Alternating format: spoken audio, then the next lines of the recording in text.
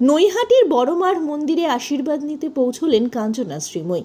নিষ্ঠাভাবে বড়মার পুজো করলেন এই তারকা দম্পতি। বড়মার দর্শনের পর তাকে পুজো দিয়ে কি বললেন? বিয়ে হওয়ার পর প্রথম বছর এলাম, আর তার আগে 2 বছর আগে এসেছিলাম মায়ের কাছে। মা তো ভীষণ জাগ্রত। বড়মা, কালীঘাটের মা সামনে দাঁড়ালে কিরকম, এই বিশালত্বের সামনে দাঁড়িয়ে কিরকম নির্বাক হয়ে যায়, কি চাই কি সব ভুলিয়ে যায়। ভাগ করে তাকিয়ে থাকি, দেখি, চলে আসি। সেটাই হলো আরেকবার। আর যে ছোট মন্দিরটি, যে বড় মায়ের পুরনো মন্দির যেটা সেখানেও আমরা বলতে ভুলে গেছি, সেখানে আমরা গেলাম, গিয়ে আমরা পুজো দিলাম।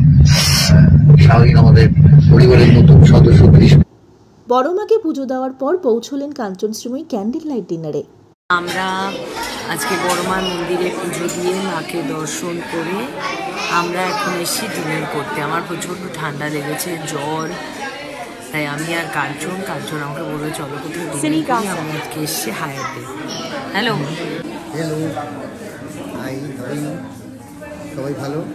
আজকে আমরা একটু খেতে এসেছি, এটা বলবো বাড়িতে দিওয়ালির খাওয়াটা আজকে আমরা এখানে করছি, ডিনার, ক্যান্ডেল লাইট ডিনার